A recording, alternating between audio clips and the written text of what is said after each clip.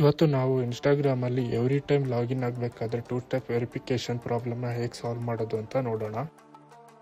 First ನೀವು Instagram icon ಮೇಲೆ click ಮಾಡಿ ಇನ್ಫಾರ್ಮೇಷನ್ ಅಂತ ಇದೆಯಲ್ಲ ಅದ್ರ ಮೇಲೆ ಕ್ಲಿಕ್ ಮಾಡಬೇಕಾಗತ್ತೆ. ಅದರಲ್ಲಿ ಸ್ಟೋರೇಜ್ ಅಂತ ಆಪ್ಷನ್ ಕಾಣಿಸ್ತಾ ಇದೆಯಲ್ಲ ಅದನ್ನು ಕ್ಲಿಕ್ ಮಾಡಿ.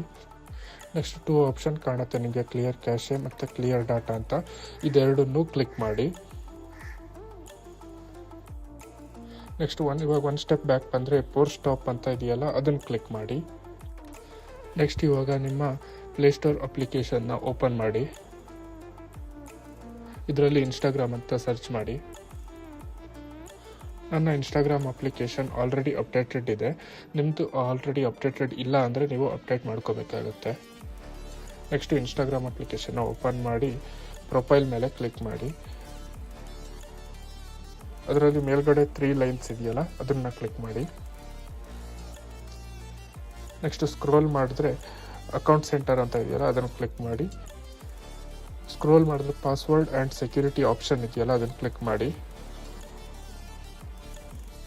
ಇವಾಗ 2 ಫ್ಯಾಕ್ಟರ್ ಅಥೆಂಟಿಕೇಶನ್ ಅಂತ ಇದೆಯಲ್ಲ ಕ್ಲಿಕ್ ಮಾಡಿ. ನಿಮ್ಮ ಅಕೌಂಟ್ನ ಸೆಲೆಕ್ಟ್ ಮಾಡ್ಕೊಳ್ಳಿ. ಇವಾಗ SMS ಆರ್ ವಾಟ್ಸಪ್ ಅಂತ ಇನ್ನೊಂದು ಆಪ್ಷನ್ ಇದೆಯಲ್ಲ ಅದನ್ನು ಸೆಲೆಕ್ಟ್ ಮಾಡಿ. ನೆಕ್ಸ್ಟ್ ಆಪ್ಷನ್ ಮೇಲೆ ಕ್ಲಿಕ್ ಮಾಡಿ. ಇವಾಗ ನಿಮ್ಮ ಮೊಬೈಲ್ ನಂಬರ್ನ ಆ್ಯಡ್ ಮಾಡೋದಕ್ಕೆ ಹೇಳ್ತಾ ಇದ್ದಾರೆ, ಆದರೆ ನೀವು ಮೊಬೈಲ್ ನಂಬರ ಆ್ಯಡ್ ಮಾಡಬೇಡಿ.